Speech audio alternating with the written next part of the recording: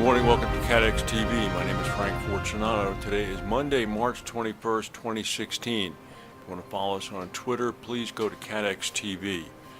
There was a plane crash on Saturday in southern Russia, the city of Rostov-on-Don. It was a Boeing 737-800 operated by the value airline called FlyDubai. FlyDubai is owned by the same individual who owns Emirates Airlines. The flight was flight 981. It was flying from Dubai to Rostov-on-Don. The plane made an attempt to land, but it aborted the attempt to land and then circled the airport for 2 hours and then made a final attempt to land, apparently grazing its wing and then causing the plane to explode. The CEO of FlyDubai said at a press conference earlier this morning that the airport was open, it was good enough to operate, it was good enough to land as per the authorities. Local sources are saying that in fact there were hurricane force winds at the time of the landing. An analyst named Mark Martin, who's based in Dubai, said the pilot should have just diverted. He should have picked up the clue of the first plane going in, which made a missed approach, which diverted. This guy should have diverted as well. All 62 people on board the plane were killed. Russian investigators are saying they cannot immediately read the crash data from the flight recorders that have been retrieved. They say the black boxes have been damaged to the point that experts could not immediately read the data, but that they have copied the data recorder and they expect to see whether or not they can extract data from that. In a rare turn of events, Marriott International seems to have snatched Starwood, the big hotel chain, back from Anbang Insurance Company. Back in November, Marriott and Starwood announced that they were going to form a merger, the biggest hotel group in the world. Anbang Insurance then came in with a superior proposal. Well, this morning news came that Marriott, in fact, has upped their bid to $79.53 a share, valuing Starwood at about $13.6 billion. The Starwood board said that this now constituted a better proposal than the Anbang bid, which had valued Starwood at $78 a share, and that Starwood would no longer engage in any discussions or negotiations with the Anbang group. After 27 years at AXA and 17 years as the CEO, Henri de Castries, the chairman and CEO of the company, is going to retire on the 1st of September 2016.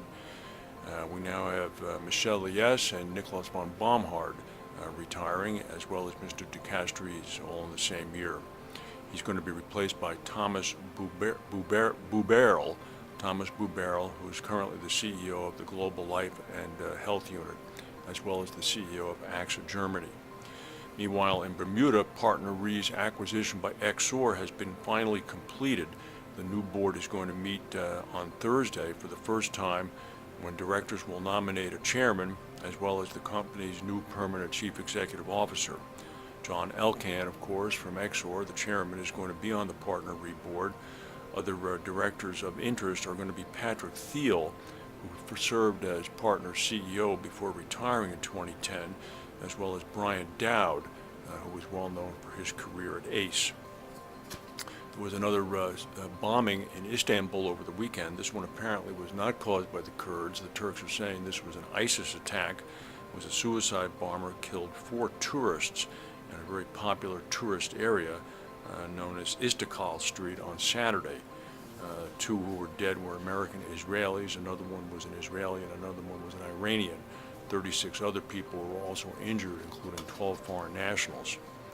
There was a bus crash in Spain early Sunday morning near the town of Amposta, Tarragona, when a bus filled with exchange students apparently crossed a division in a highway and hit oncoming traffic.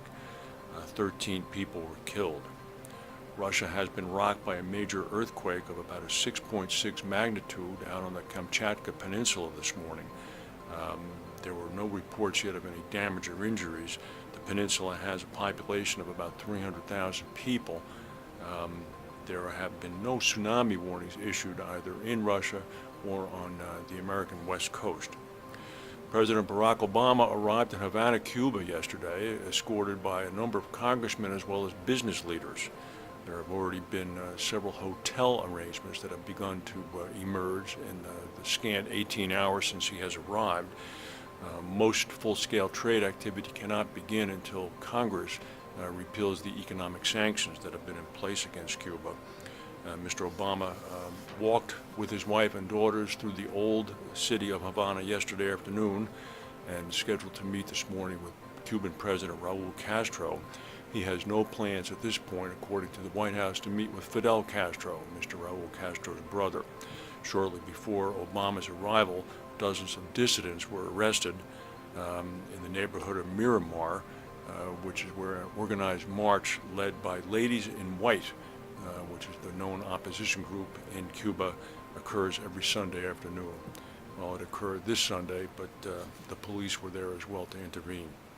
That's the news for today. If we have any breaking news, we'll come back and tell you. Thank you for watching, and we'll see you tomorrow.